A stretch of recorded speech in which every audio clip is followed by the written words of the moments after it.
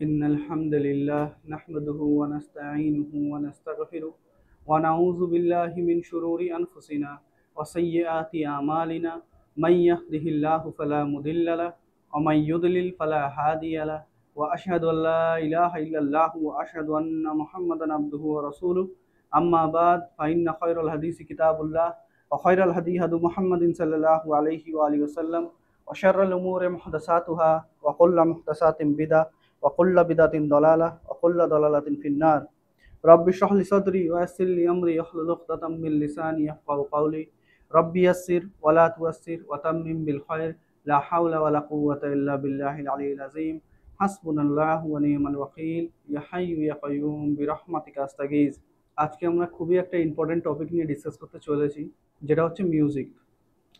আজ থেকে 1 বছর আগে থেকেই আমাকে এই ভিডিওটা রেকর্ড করানোর জন্য অনেকজনই রিকোয়েস্ট করেছে। তার রিজন একদম সিম্পল।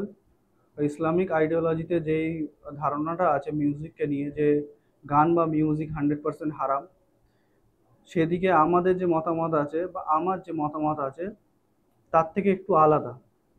আমার মত, যেটা আমি সবসময় প্রেজেন্ট করে থাকি, যে মিউজিক 100% হারাম না। হ্যাঁ, তার মধ্যে কিছু জিনিস আছে যেগুলো হারাম, আবার কিছু জিনিস আছে যেগুলো জায়েজ আছে, হালাল আছে। ঠিক গানের মধ্যেও কিছু জিনিস আছে হারাম, আবার কিছু জিনিস হালাল জায়েজ আছে। তো এই যে পার্থক্যটা, এটা এক কথার উত্তরে কোনো সময় সম্ভব হয়ে ওঠেনি, সেই কারণে আমি এটা দিইনি।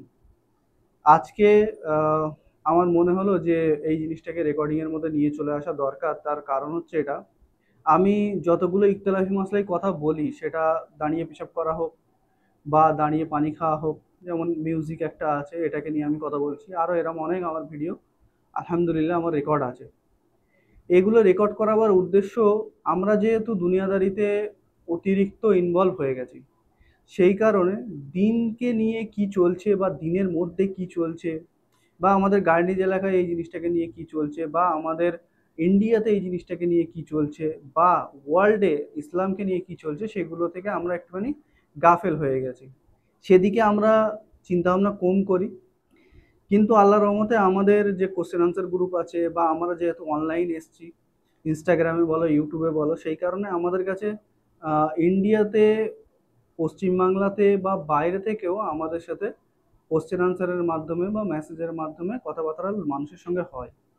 বাইরের ছেলেদের সাথে তো হয় আলহামদুলিল্লাহ, কিন্তু আমাদের গার্নিজ এলাকায়ও এমন অনেক ছেলে আছে যাদের সঙ্গে আমাদের মেসেজের মাধ্যমে কথাবার্তা হয়। সেই হিসেবে আমরা একটা ডিপ আপডেট পেতে থাকি, যে কোন এলাকার মধ্যে কি জিনিস চলছে, বা কোন এলাকার মধ্যে কোন নতুন দল বার হয়েছে, নতুন আইডিওলজি বার হয়েছে, বা নতুন চিন্তাভাবনা তারা ছড়াবার চেষ্টা করছে, সেটা অফলাইনের মধ্যে। তো আমি যেমন শুরুতে বললাম যে আমরা যেহেতু এই জিনিসগুলো থেকে গাফেল আছি, সেই কারণেই আমরা ওই যে প্রবলেমগুলো উঠে দাঁড়াচ্ছে, যেটা ফিউচারে গিয়ে এত বড় হয়ে দাঁড়াবে যে আমাদের বাড়িতে, আমাদের ঘরে আমাদের সন্তানরা মুসলমান হয়ে জন্ম নেবে কিন্তু মরবে কাফের হয়ে। তার কারণ হচ্ছে যে কোরআন হাদিসের বিষয়ে কিছু এমন জিনিস আমাদের প্রায় 500-600 বছরের যে আলেম সমাজ আছে তারা দাখিল করে দিয়েছেন, বা কিছু এমন চিন্তাভাবনা মুসলমানদের আইডিওলজি হয়ে দাঁড়িয়েছে, যেগুলোর সাথে কোরআন হাদিসের কোনো লেনাদেনা ছিল না, বা ছিল তো তার একটা নির্দিষ্ট অংশ পর্যন্ত ছিল, কিন্তু সেটা ক্যাটেগরিক্যালি আমাদেরকে হারাম বা হালাল বলে ঘোষণা করে দেওয়া হয়েছে। এর ফায়দা তুলে কিছু এমন মানুষ আছে যারা হাদিসের ওপরে কোশ্চেন তোলে, কোরআনের আয়াতের ওপরে কোশ্চেন তোলে, এমনকি ইসলামিক আইডিওলজি বা ইসলামের যে মানহাজ আছে বা ইসলামের যে দিন আছে সেটাকে নিয়ে কোশ্চেন তুলে দাঁড়ায়, যে তোমাদের দিন তো এটা বলে, তোমাদের দিন তো এটা বলে। তারা সেই নিজেদের কথা সাপোর্টে কোনো মলি সাহেবের, কোনো আলেমের ফতোয়া নিয়ে এসে আমাদেরকে পেশ করে দেখায় যে দেখো অ্যাকচুয়ালি এটা এরাম। অথচ হাদিস বা কোরআনে তেমন কোনো জিনিস পাওয়া যায় না। হ্যাঁ, হয়তো সেটা কোরআনের কোনো তাফসিরের মধ্যে আছে, হাদিসের কোনো ব্যাখ্যার মধ্যে আছে, কিন্তু এক্স্যাক্ট হাদিসের মধ্যে আল্লাহ রসুল সাল্লাল্লাহু আলাইহি ওয়াসাল্লাম সেই শব্দটা ইউজ করেনি, বা এক্স্যাক্ট কোরআনের মধ্যে আল্লাহ সুবহানাহু ওয়া তাআলা সেই শব্দটা ইউজ করেনি। কিন্তু আমাদের যেহেতু মুসলিম উম্মাহ কোরআন হাদিস থেকে অনেকটা দূরে আছে, সেই কারণে তারা কি করে, যে সেই ব্যাখ্যাটাকেই কোরআন মনে করে নেয়, বা সেই ব্যাখ্যাটাকেই হাদিস মনে করে নেয়। মনে করে নিয়ে তারা ইসলামের প্রতি একটা মনে বিদ্বেষ তৈরি হয়। আস্তে আস্তে আস্তে আস্তে তারা এথিইজমের দিকে চলে যায়। এথিইজম মানে হচ্ছে যারা আল্লাহকে মানে না, কোনো ধর্মকেই মানে না। তারা বলে যে প্রত্যেকটা জিনিস ন্যাচারালি হচ্ছে ফিজিক্যাল ফিনোমেনা অফ নেচার, আর ন্যাচারালি আমরা জীবিত হয়েছি, ন্যাচারালি আমরা মরে যাব। আর এটাই যে আমরা মরে গেলাম শেষ, কোনো আখেরাত নেই, কোনো সওয়াল জবাব নেই, কোনো কেয়ামতের দিন আছে এমন কোনো জিনিস নেই। তো এই সমস্ত কথাগুলো বলার উদ্দেশ্য হচ্ছে এটা যে আজ এথিইজমের যে প্রবলেমটা আমাদের গার্ডেন্স এলাকায়, আমি বলছি যে আমাদের দরজা পর্যন্ত এসে দাঁড়িয়েছে। খুব তাড়াতাড়ি এরা আমাদের ভেতরেও ঢুকবে। এরা খালি আসতে পারছে না এই কারণে যে এদের যে সংখ্যা আছে এরা অনেকটা কম আছে। আস্তে আস্তে আস্তে আস্তে এদের সংখ্যা বাড়বে। তার কারণ হচ্ছে যে বেশিরভাগ কোশ্চেনই এমন এরা তোলে যেগুলোর আনসার আমাদের কাছে থাকে না বা আমরা জানি না। তো এই সমস্ত রিজন বলার পরে আমি ইনশাল্লাহ কথা শুরু করছি। আমার যেমন আমি পর্দার বিষয়ে রেকর্ড করিয়েছিলাম, সেখানেও আমি বলেছিলাম আমাদের উদ্দেশ্য এটা না যে লোক যারা পর্দা করছে তারা পর্দা ছেড়ে দিক, না। আমাদের উদ্দেশ্য এটাই ছিল যে যারা কলেজে ইউনিভার্সিটিতে পড়াশোনা করতে যাচ্ছে তাদের সামনে যখন কোনো হিন্দু, কোনো খ্রিস্টান বা কোনো এথিয়েস্ট এসে কোনো কোশ্চেন ইসলামের বিষয়ে তুলে দিচ্ছে, তারা যেন সেটাকে বুঝতে পারে যে এই কোশ্চেনটা কোথা থেকে এলো, এর এক্স্যাক্ট আনসার কি, তাহলে তাকে দিয়ে সে নিজেকেও স্যাটিসফাই রাখতে পারবে আর তাকেও যে সে যেই ইসলামের মধ্যে হামলাটা করেছিল সেটাকে সে রুখতে পারবে একদিক থেকে। ঠিক এইভাবে মিউজিকের ব্যাপারেও আমরা, এটা কোনো সময় আমাদের উদ্দেশ্য না যে লোক মিউজিকের দিকে অ্যাট্রাকটিভ হোক বা এই যে কনসার্ট হচ্ছে আরও নানান জিনিসগুলো মানুষ এদিকে আকৃষ্ট হোক। কিছু জিনিস আছে যেগুলো তো ইজমাই হিসেবে ইসলামের মধ্যে হারাম। যেমন মনে করে এই যে কনসার্ট আমি বললাম, যে কোনো এক জায়গায় স্টেজ করে একটা গানের মেহফিল করা হচ্ছে, সেখানে গান হবে, মেয়েরা মেয়েরা গান গাচ্ছে, মেয়েরা ড্যান্স করছে, সেখানে যে পাবলিকরা আছে তারা ড্রিঙ্ক করছে মানে মদ খাচ্ছে। তো এই ধরনের যে কনসার্ট আছে এগুলো তো 100% হারাম। আর এই রিলেটেড অনেক হাদিস সাপোর্টিং আছে যে এই সমস্ত জিনিসগুলো হারাম। কিন্তু এর থেকে বাইরে যেই জিনিসটা আছে, যেমন মনে করো গান। গান নর্মালি কাকে বলে? কোনো জিনিসকে সুর দিয়ে আমরা যখন গাই সেটাকে অ্যাকচুয়ালি গান বলে। এই যে সুর দিয়ে কোনো জিনিসকে গাওয়া এটাকে বলা হয় গান। এবারে গান কিন্তু হারাম না। গানের মধ্যে এই যে সুর দিয়ে কোনো জিনিসকে গাওয়া, যেমন আমরা কোরআনও সুর দিয়ে পড়ে থাকি, বা শায়েরি একটা তার্জের সঙ্গে সুরের সঙ্গে আমরা বলে থাকি। তো গানও আমরা কোনো কথা সুরের সঙ্গে মিলিয়ে বলে থাকি। এই জিনিসগুলো হালাল। যেগুলো হালাল মানে কি, যদি এই গানগুলোর মধ্যে যেই কথাগুলো আমরা ওয়ার্ডগুলো ইউজ করছি তার মধ্যে যদি কোনো শিরকিয়া আলফাজ না থাকে, শব্দ, কোনো বেহায়াই শব্দ না থাকে যে মানুষকে সেক্সের দিকে অ্যাট্রাকটিভ করছে, কোনো হিংসা না থাকে, এই ধরনের যেগুলো হারাম, নর্মালি হারাম, সেই কথাগুলো যদি এই গানের মধ্যে না থাকে তাহলে এই গানটা হালাল, তুমি শুনতে পারো।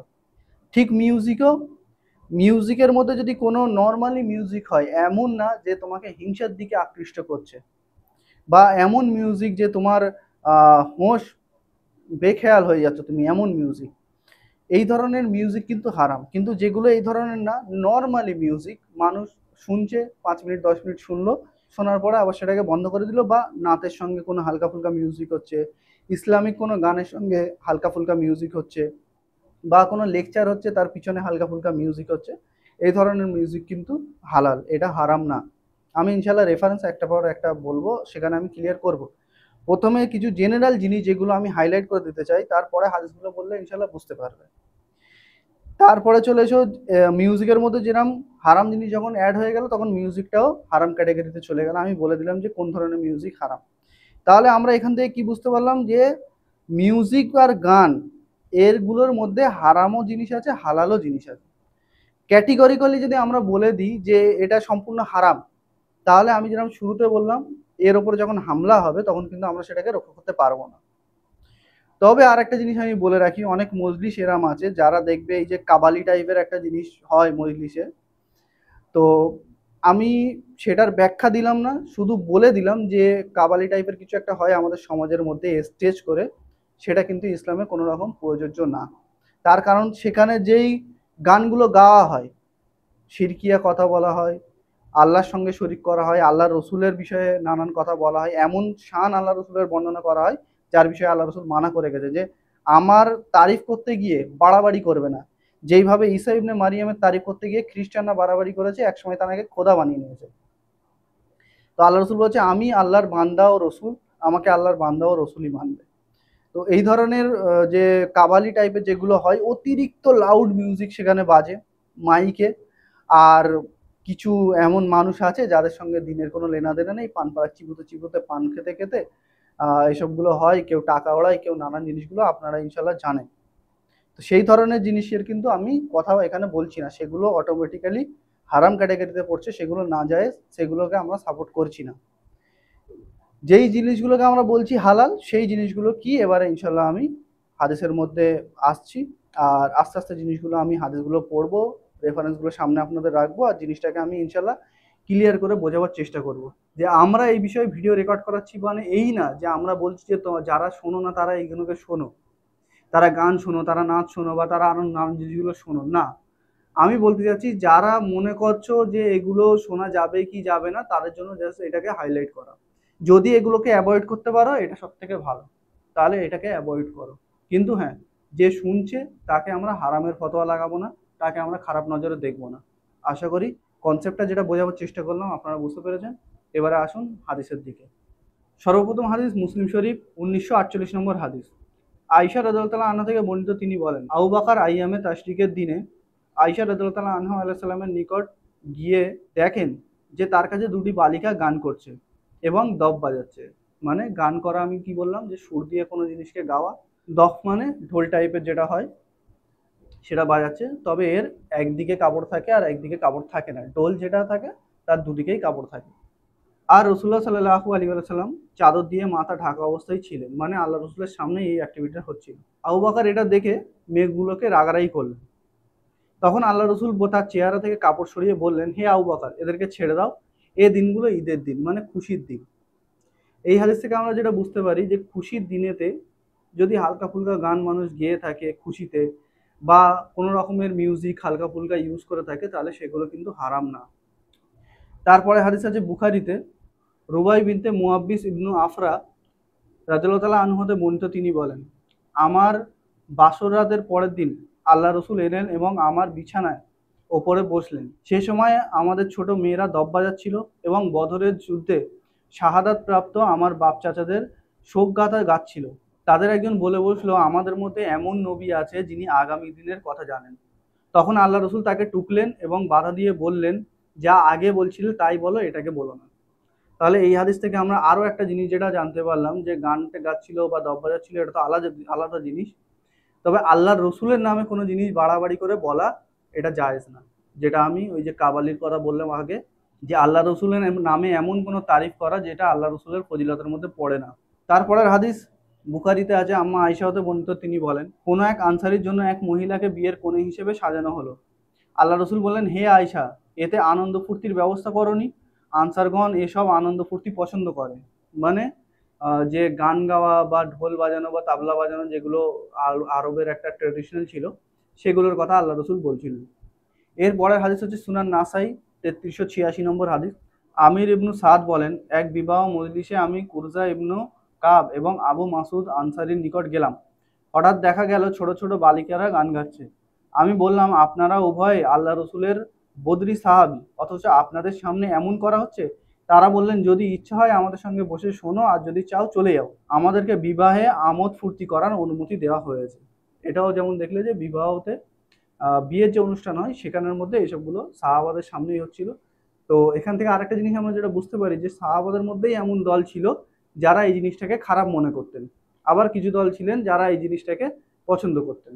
তারপরে হাদিস তিরমিজি শরীফে আছে, মোহাম্মদ ইবনু হাতিম আল জুমাহি রাদিয়াল্লাহু তাআলা আনহু হতে বর্ণিত, তিনি বলেন, আল্লাহ রসুল বলেছেন, দব বাজানো ও ঘোষণা দেওয়া হচ্ছে বিয়ের হালাল ও হারামের পার্থক্যের মধ্যে একটা অংশ। তো এই সমস্ত হাদিস থেকে আমরা যেটা বুঝতে পারি, যে বিয়ের যে অনুষ্ঠান আছে তার মধ্যে, বা কোনো খুশির অনুষ্ঠান আছে তার মধ্যে গান গাওয়া বা দব বাজানো, সামান্য ধরনের মিউজিক হালকা ফুলকা, সেগুলো কিন্তু জায়েজ আছে। এরপরে চলে এসো, যারা বলে হারাম তারা যেই রেফারেন্সগুলো দেয় সেই রেফারেন্সগুলোকে আমরা একটুখানি দেখে নিই। সর্বপ্রথম রেফারেন্স যেটা দেয় আবু দাউদের মধ্যে আছে, নাফে রহমুল্লাহ সূত্রে বন্ধু, তিনি বলেন, একদা ইবনে উমর রাদিয়াল্লাহু আনহু বাঁশির শব্দ শুনতে পেয়ে উভয় কানে আঙুল ঢুকিয়ে রাস্তা থেকে সরে গিয়ে আমাকে বললেন, হে নাফে, তুমি কি কিছু শুনতে পাচ্ছ? বর্ণনাকারী বলেন, আমি বললাম না।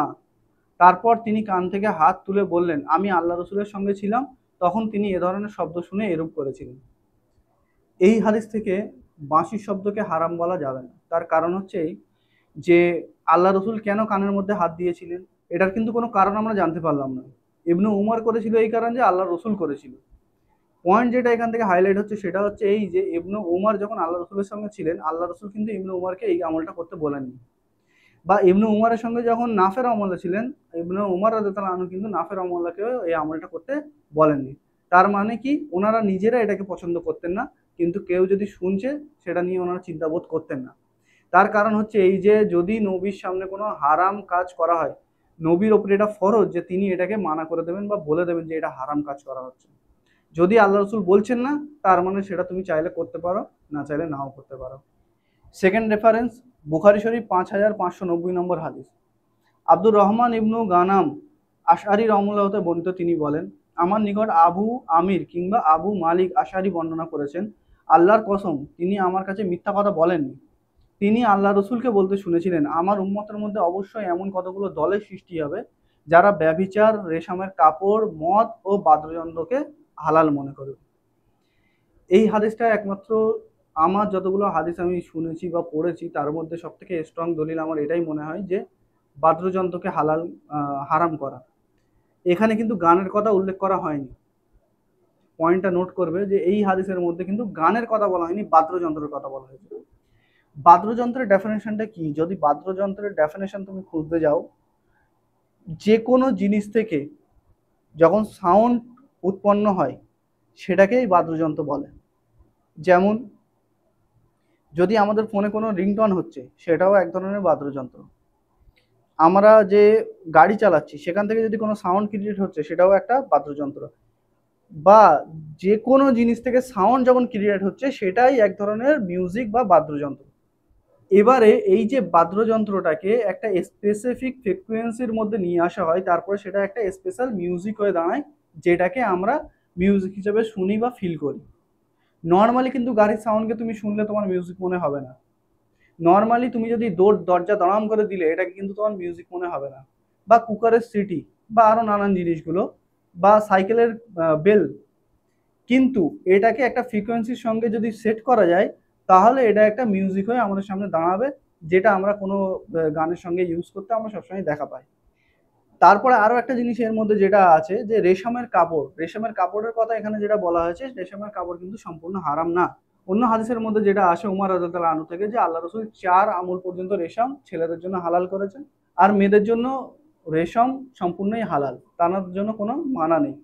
তো এই হাদিস থেকে যে বাদ্যযন্ত্রের কথাটা এলো বা রেশমের কথাটা এলো বা আরো নানান জিনিসগুলো, মদ তো ক্যাটেগরিক্যালি হারাম, জেনা ক্যাটেগরিক্যালি হারাম। রয়ে গেলে এই দুটো জিনিস, এই দুটো জিনিসের মধ্যে কিছু হালাল জিনিসও আছে, কিছু হারাম জিনিসও আছে। এখানে যখন কাপড়ের মধ্যে রেশম ব্যবহার করাকে হারাম বলা হচ্ছে, মানে ওই 4 আঙুলের বেশি। যখন হারাম বলা হচ্ছে মিউজিককে, তার মানে এটা যে আল্লাহ রসুলের সামনে যেই মিউজিকটা হয়েছে আল্লাহ রসুল মানা করেনি সেই মিউজিকটা না, তার বাইরের মিউজিক। কোন মিউজিকগুলো আল্লাহ রসুলের সামনে হয়েছিল সেগুলো আমি আগের হাদিসের মধ্যে বলে গেলাম। এরপরে রেফারেন্স হচ্ছে সূরা লোকমান 6 নম্বর আয়াত, যেটা যারা মিউজিককে হারাম বলে তারা এই রেফারেন্সগুলো দেয়, যেগুলো আমি আবু দাউদ থেকে পড়ে পড়ে আসছি। আবু দাউদে পড়লাম, বুখারিতে পড়লাম, এবারে কোরআনে। আল্লাহ সুবহানাহু ওয়া তাআলা বলছেন, এক শ্রেণীর লোক আছে যারা মানুষকে আল্লাহর পথ থেকে গোমরা করার উদ্দেশ্যে অবান্তর কথাবার্তা সংগ্রহ করে অন্ধভাবে এবং উহাকে নিয়ে ঠাট্টা বিদ্রুপ করে, এদের জন্য রয়েছে অপমানকর শাস্তি। এই যে আয়াত আছে এর মধ্যে কিন্তু মিউজিকের কথা উল্লেখ নেই বা গান বাজনার কথা উল্লেখ নেই, তাহলে এখান থেকে যে হারাম এই দলিলটা দেয় কেন? তার কারণ হচ্ছে তাফসির ইবনে কাসিরের মধ্যে এর যে ব্যাখ্যা এনেছে সেই ব্যাখ্যার নিচে কিছু হাদিস এনেছে, কিছু সাহাবাদের কল নিয়ে এসছে। সেখানে যে আবু দাউদের আর বুখারীর হাদিসটা পড়লাম সেই হাদিসটাকে নিয়ে এসছে, কিন্তু সেই হাদিসের যে মাতান আছে সেটাকে ভেঙে চুরে নিয়ে এসছে। আমি ভেবেছিলাম এখানে সেই জিনিসগুলোকে হাইলাইট করব, কিন্তু এত বেশি জিনিস সেগুলো, সেই কারণে আমি সেগুলোকে পুরো স্কিপ করছি। আমি একটাই রিকোয়েস্ট করব, যারা ওই তাফসির থেকে মনে করছো যে এটা হারাম, তাদেরকে বলবো ওই হাদিসের রেফারেন্সগুলো খুলে তুমি হাদিসগুলো পড়ে নেবে। অ্যাকচুয়ালি হাদিসে অন্য কিছু লেখা আছে, আর রেফারেন্স যেগুলো তাফসির ইবনে কাসিরের মধ্যে নিয়ে এসছে সেখানে কিন্তু অন্য জিনিস লেখা আছে, প্রথম জিনিস। দ্বিতীয় জিনিস, ওই তাফসিরের মধ্যে তুমি যখন যাবে ওখানে দেখবে যে এই জায়গায় যে অবান্তর কথাবার্তাকে, এখানে শুধু গানকে না, এখানে সেই সমস্ত খেলাধুলাকে হারাম বলেছে যেগুলো করলে টাইম ওয়েস্ট হয়।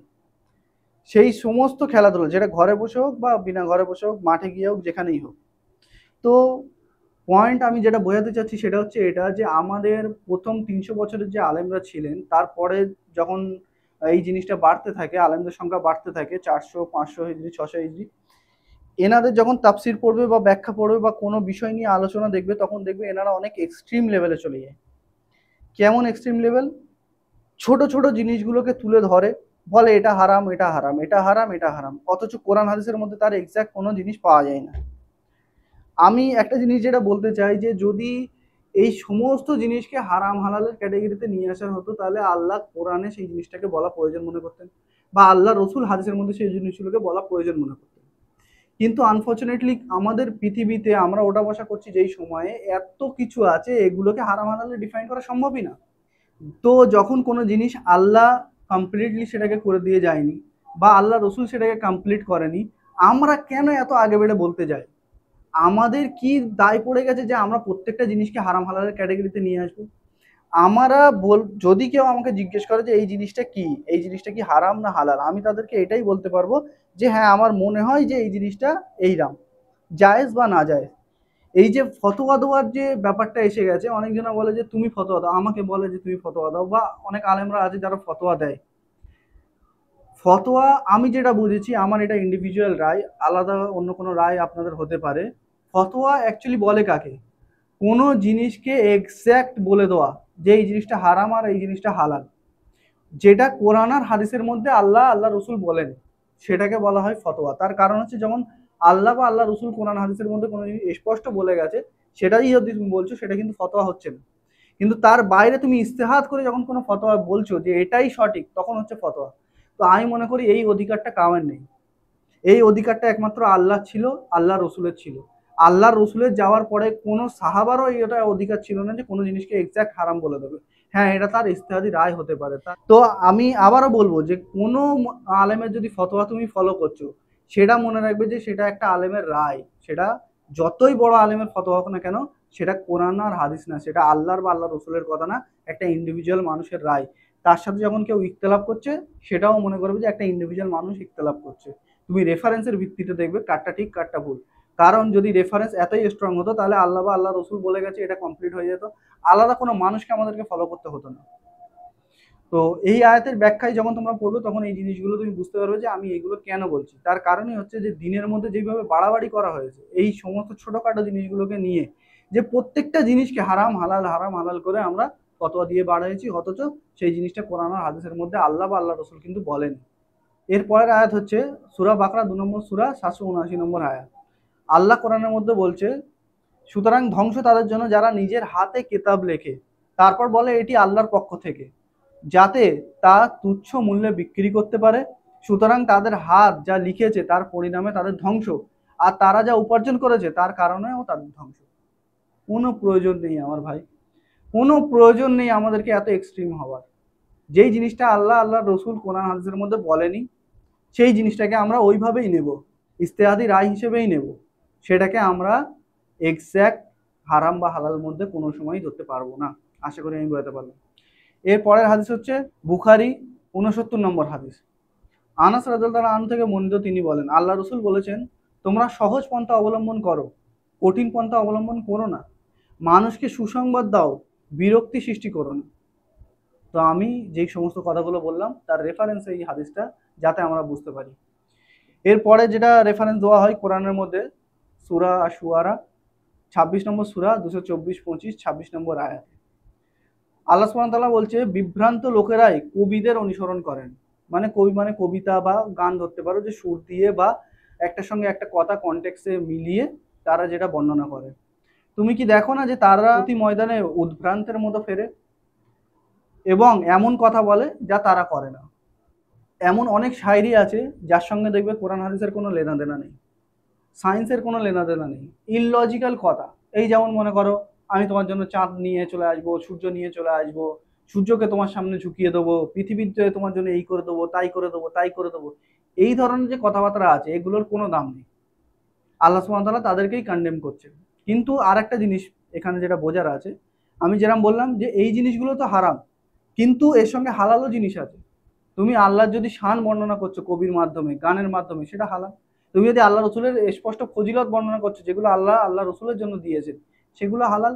কিন্তু এর বাইরে ইললজিক্যাল জিনিসগুলো তুমি যদি হাইলাইট করো, সেগুলো শুনতে হয়তো ভালো লাগবে, সেগুলোর সাথে আমাদের যে পার্সোনাল লাইফ আছে বা দুনিয়াদারি আছে যেটাকে আমরা বলি, তার সঙ্গে কিন্তু কোনো লেনাদেনা নেই। শেষ আয়াতে আল্লাহ সুবহানাহু ওয়া তাআলা বলছেন, সূরা শুআরা 26 নম্বর সূরা 227 নম্বর আয়াত, তবে তাদের কথা ভিন্ন। এখানে আমি যেরকম বললাম যে কবিদের মধ্যেও পার্থক্য করেছেন, যারা বিশ্বাস স্থাপন করে এবং সৎকর্ম করে এবং আল্লাহকে খুব মনে করে। তো এখানে আল্লাহ কবিদেরকে কন্ডেম করলেন, তাদের বিষয়ে বললেন, বলার পরে আবার কি বললেন, এমনও কবি আছে যারা ঈমান আনে, নেক কাজ করে, সমস্ত জিনিসগুলো করে, করার পরে এগুলো করে। তো কেউ যদি 5 ওয়াক্ত নামাজ পড়ছে, সমস্ত ইবাদত করছে, করে 5 মিনিট 10 মিনিট কোনো হালাল গান যদি শুনে নিচ্ছে বা কোনো এমন জিনিস দেখে নিচ্ছে যে এগুলো হালাল আছে, তার মধ্যে কোনো প্রবলেম নেই। এরপর রেফারেন্স হচ্ছে ইবনু মাজাতে, আবু মালেক আল আশারি থেকে বর্ণিত, তিনি বলেন, আল্লাহ রসুল বলেছেন, আমার উম্মতের কত লোক মদের বিভিন্ন নামকরণ করে তা পান করবে। যেটা আমরা এখন দেখা পাচ্ছি যে মদের যে কেমিক্যাল আছে সেগুলোই এখন, অনেক কোল্ড ড্রিঙ্কস এমন আছে যার মধ্যে সেগুলো ইউজ করা হচ্ছে, ইউজ করে তাকে এক্সাক্ট মদ না করে বিয়ার বলো, আরও নানান জিনিসগুলো আমার অতটা জানা নেই, তবে অনেক এমন নাম আছে যেগুলো দ্বারা এগুলোকে সেল করা হচ্ছে। তাদের সামনে বাদ্য বাজানো চলবে এবং গায়িকা নারীরা গীত পরিবেশন করবে। যখন এই বাদ্যযন্ত্রের কথা আসে বা গায়িকা নারীর কথা আসে, আরবের যে কালচার ছিল সেখানে একটা জিনিস যেটা হতো, যে কোনো মহিলাকে ডাকা হতো, সে কবির মাধ্যমে, গানের মাধ্যমে কিছু কথা বলতে বলতে ডান্স করতো, আর পাশে কোনো মিউজিক বাজতো। আল্লাহ তাদেরকে মাটির নিচে ধসিয়ে দেবেন এবং তাদের কতকে বানর ও শূকরে রূপান্তরিত করবেন। এটা যদি তুমি আমাদের এক্স্যাক্ট উদাহরণ দেখতে যাও, এখন যেসব কনসার্টগুলো হয় সেম জিনিস হয়। মেয়েরা এসে মাইকে গান গায়, হারাম কাপড় পরে হারাম ড্যান্স করে, আর সেগুলো ছেলেরা মেয়েরা সবাই একসাথে দাঁড়িয়ে দেখে। ছেলে মেয়েদের সঙ্গে ধাক্কাধাক্কি বলো, মদ খাওয়া বলো, আরও নানান জিনিসগুলো সেই কনসার্টের মধ্যে হয়। তো এই ধরনের কনসার্ট কিন্তু 100% হারাম। এর বিষয়ে আল্লাহ রসুল কি বলে গেল, যে কতকে বানর ও শুয়োরে রূপান্তরিত করা হবে, আল্লাহ এদেরকে মাটির নিচে ধসিয়ে দেবে। আর একটা জিনিসের সাথেই আমি বলে রাখি, কিন্তু আমরা যে এই কনসেপ্টটাকে দেখছি, এই ধরনের কাবালিও যদি হয়ে থাকে, আমরা ইউটিউবের মধ্যে যেগুলো দেখে থাকি, যে এই ধরনের কাবালিও আজ হচ্ছে, যেখানে ছেলে মেয়েদের কোনো পার্থক্য নেই, সবাই হো হো করছে, সবাই কাবালি শুনছে, সবার মানে কোনো ব্যাপারই না, মাধোষ হয়ে আছে যেটাকে বলে। তো এই ধরনের কিন্তু জিনিসগুলো সমস্ত জিনিস হারাম, এতে কোনো ইখতিলাফ নেই। এবারে আমি এই সমস্ত জিনিসকে যখন রিসার্চ করেছিলাম আজ থেকে 1 বছর আগে, যেমন জানো যে প্রত্যেক জিনিসের পজিটিভ দলিল থাকে, নেগেটিভ দলিল থাকে। নেগেটিভ দলিলগুলো কেন যে মানুষ নিয়েছে সেটা আমি বললাম, পজিটিভগুলো কেন নিয়েছে সেগুলো আমি বললাম। এই বিষয়ে আমার যেটা মনে হয়, আল্লাহ বেহতর জানে, একটা হাদিস আছে বুখারি ও মুসলিমে, আমি হাদিসটা পড়ছি তারপরে এর আমি বলছি যে আমি কি বলতে চাচ্ছি। আলী ইবনে আবু তালিব রাদিয়াল্লাহু তাআলা আনহু হতে বর্ণিত, তিনি বলেন, আল্লাহ রসুলের সাথে বদর দিবসে আমি গনিমতের মাল হিসেবে একটি উট পেয়েছিলাম, আর আল্লাহ রসুল আমাকে আরেকটি উট দিয়েছিলেন গিফট হিসেবে। একদিন আমি এক আনসারি ব্যক্তির দরজার সামনে সেই দুটোকে বেঁধে রেখেছিলাম। আমার আকাঙ্ক্ষা ছিল সেই দুটোর পিঠে করে আমি কিছু ইস্কির ঘাস বয়ে আনবো আর তা বিক্রয় করে ফাতেমা আলাইসাল্লামের জন্য অলিমায় সাহায্য নেব। হামজা ইবনু আব্দুল মুত্তালিব সে বাড়িতেই মদ পান করছিলেন, মানে যেই বাড়ির সামনে উট দুটো বাঁধা ছিল তার মধ্যেই তিনি মদ খাচ্ছিলেন। তার সাথে ছিল একজন গায়িকা, আমি যেমন বললাম যে একজন গায়িকা থাকতো, সে এসে ড্যান্স করতো, গান গাইতো। সে বলল, হে হামজা, হষ্টপুষ্ট উট দুটির কাছে যাও এবং তোমার মেহমানদের জন্য তা জবা করো। তারপর হামজা সেই দুটি উটের কাছে গেল, পরে দুটির পুঁচ কেটে ফেললো এবং তাদের পেট ফেড়ে দিল। তারপর সে দুটির কলজা বার করে নিয়ে এলো। আমি ইবনু হিসাবকে বললাম, তিনি কুঁচ দুটো কি করলেন? তিনি বললেন, কুঁচ দুটি কেটে সাথে নিয়ে চললেন। ইবনু শিহাব বলেন, আলী রাদিয়াল্লাহু আনহু বলেছেন, এ মর্মান্তিক দৃশ্য দেখে আমি আল্লাহ রসুলের কাছে গেলাম। তার নিকট ছিল যায়েদ ইবনু হারিসা। এরপর আমি তাকে পুরো ঘটনা জানালাম। তিনি যায়েদকে সঙ্গে করে নিয়ে বের হলেন, আমিও তার সঙ্গে চললাম। হামজায়ের নিকট গিয়ে তিনি তাকে কিছু কঠিন কথা বললেন, মানে রাগারাগি করলেন। হামজার চোখ লাল হয়ে গেল, তিনি চোখ তুলে বলল, তোমরা তো আমার বাবার কৃতদাস ছাড়া আর কিছুও নয়। এরপর আল্লাহ রসুল পিছন দিকে ফিরে আসলেন, এমনকি তিনি তাদের নিকট থেকে বেরিয়ে চলে গেলেন। এই বাকিয়া থেকে যেটা বোঝা যায়, যেটা আবু দাউদের মধ্যে একটা বাঁশির শব্দের কথা হাইলাইট হয়েছিল, বা এর আগে হাদিসে আমরা যেটা গায়িকার কথা বা মেয়ে ছেলের ড্যান্সের কথা আমরা বললাম, আমাদের যে ব্রেন আছে, আমাদের ব্রেন একটা এমন জিনিস যে আমাদের পুরো বডিকে কন্ট্রোল করে। আল্লাহ রসুলের যতগুলো মিউজিকের হাদিস আছে তুমি দেখবে তাতে মদ, মিউজিক, মহিলা, এই সমস্ত জিনিসগুলো জড়িত আছে। আমি যে বারবার কনসেপ্টটাকে তুলে ধরছিলাম যে এই ধরনের কনসেপ্ট হয়, সেখানে মানুষ মাতাল হয়ে যায়, তার কারণ হচ্ছে যে এই যে গান আছে আর মদ আছে, এই দুটো যখন মিশ্রণ ঘটে তখন মানুষের যে ব্রেন আছে সেটা কাজ করা বন্ধ করে দেয়। আমরা হিপনোটাইজের বিষয়ে অনেক সময় শুনেছি যে হিপনোটাইজ হয়ে যায় মানুষ।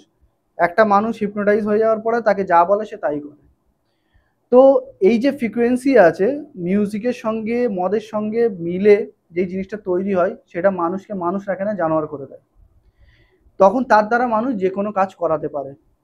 তো এই কারণেই মদটাকে আর মিউজিকটাকে একসাথে সবসময় হারাম করা হয়েছে। তার কারণ কি, এই দুটোর মিশ্রণই এই জিনিসটাকে তৈরি করে।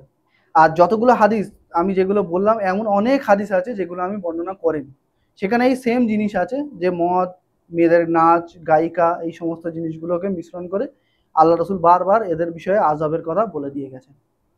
তো আমার মতো এটাই যে এই সমস্ত জিনিসের মিশ্রণ থেকে একটা জিনিস হাইলাইট হয়ে আসে, সেখান থেকে মানুষ নিজের হোঁশ হারিয়ে ফেলে। সেই কারণেই এই জিনিসটাকে হারাম করা হয়েছে।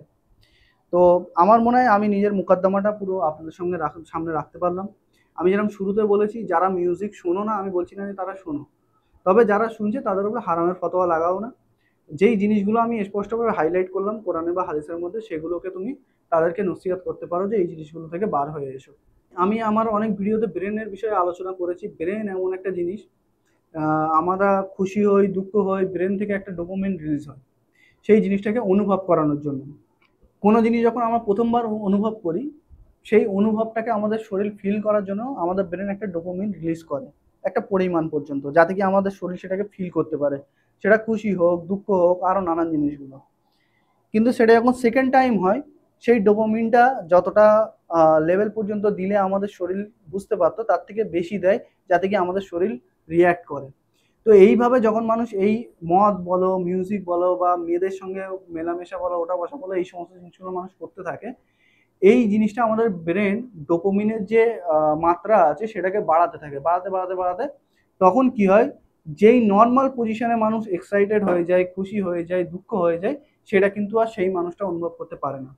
তখন তাদের কি প্রয়োজন পড়ে, স্ট্রং মদের প্রয়োজন পড়ে, কোনো মেয়েদের ডান্সের প্রয়োজন পড়ে, বা বার আরো নানান জিনিসগুলো যেগুলো আমরা মুসলমানদেরকে এখন দেখা পাচ্ছি সেখানে যাচ্ছে, সেই জিনিসগুলোকে ইউজ করছে। তার কারণ কি, তার কারণই এটা যে আল্লাহ রসুল যে জিনিসটাকে মানা করে দিয়ে গিয়েছিল তারা সেটাকে মানেনি, শোনেনি, সেই কারণে তারা সেই জিনিসের মধ্যে লিপ্ত হয়ে গেছে, যেখান থেকে বেরোবার রাস্তা খুবই কম। আল্লাহ যাকে হেদায়েত দেয় সেটা আলাদা জিনিস। তো এখানে আমার পুরো লেকচারটা শেষ হলো। শেষেতে আমি এটাই বলবো যে আল্লাহ যেটা সূরা নাহালের মধ্যে বলেছে, 16 নম্বর সূরা 116 নম্বর আয়াত, তোমাদের মুখ থেকে সাধারণত যেসব মিথ্যা বার হয়ে আসে, তেমনি করে তোমরা আল্লাহর বিরুদ্ধে মিথ্যা কথা বলো না। এটা বলো না যে ওটা হারাম, ওটা হালাল। নিশ্চয়ই যারা আল্লাহর বিরুদ্ধে মিথ্যা আরোপ করে তাদের মঙ্গল হবে না। তো আমি এটা সবাইকে নসিহত করব যে যেই জিনিসটা আমরা যে এই এক্সট্রিম লেভেলে চলে যাই, প্রত্যেকটা জিনিসকে হারাম ক্যাটাগরিতে ফেলে দিই। আমি জানি এরকম অনেক বড় বড় আলেমদের লেকচার আছে যেখানে তারা এই জিনিসটাকে ক্যাটেগরিক্যালি হারাম বলেছে। তো আমি যেমন বললাম যে এটা ক্যাটেগরিক্যালি হারাম না, 100% হারাম না, এর মধ্যে কিছু হালাল জিনিসও আছে। হ্যাঁ, তবে হারাম জিনিসটা বেশি আছে। যখন কোনো জিনিসের মধ্যে হালালের কোনো জিনিস আছে, সেটাকে আমরা ক্যাটেগরিক্যালি হারাম বলবো না। এখানে এমন অনেক হাদিস আছে যেগুলো আমি নিয়ে আসতে পারতাম, কিন্তু আমি স্কিপ করলাম এই কারণে যে লেকচার বড় হবে। তোমরা যখন হাদিসের কেতাব পড়বে তখন দেখবে যে আল্লাহর রসুলও এমন অনেক জায়গায় নাত বলেছেন। আবু বকর রাদিয়াল্লাহু আনহু আলাইহিস সালামও অনেক জায়গায় নাত বলেছেন। আমি ইনশাআল্লাহ রেফারেন্সগুলো শুধু হাইলাইট করে দেবো। তবে আর আমি লেকচারকে বড় করলাম না। আশা করি আমি এই যে 1 বছর ধরে আমি এটাকে সামনে নিয়ে আসিনি বা বলিনি, আজকে আমার এই যে কি বলবো যে উধার ছিল সেটা আমার কমপ্লিট হয়ে গেল। এর না আসার রিজনই ছিল এটা যে এটা এমন কোনো জিনিস না যে মানুষের কোনো আমলের কমজোরি হয়ে যাচ্ছে বা তার ইমানের কিছু কম হয়ে যাবে, বা সে যদি মিউজিক বা গান না শোনে সে ইসলাম থেকে খারিজ হয়ে যাবে, বা তার নেকির মধ্যে কমে এসে যাবে, এরকম কিছুই না। সেই কারণে এই জিনিসটাকে নিয়ে আমি এতটা সিরিয়াস ছিলাম না। তবে যেহেতু অতিরিক্ত কোশ্চেন এই বিষয়টাকে নিয়ে আসছে, সেই কারণেই এই জিনিসটা রেকর্ড করার আমার প্রয়োজন মনে করলাম। আমি যেই সঠিক কথাগুলো বলেছি, আল্লাহ আমাকে বা আমাদের সবাইকে আমল করার তৌফিক দান করুক। যেই খারাপ জিনিসগুলো আমি হাইলাইট করলাম সেখান থেকে আল্লাহ আমাদেরকে বাঁচার তৌফিক দান করুক। আর আমি যদি এই লেকচারের মাধ্যমে কোনো ভুল বলে থাকি আল্লাহ আমাদেরকে মাফ করুক। সুবহানাকা আল্লাহুম্মা বিহামদিকা আশহাদু আল্লা ইলাহা ইল্লা আনতা আস্তাগফিরুকা ওয়া আতুবু ইলাইক। আমা আলাইনা ইল্লাল বালাগুল মুবিন।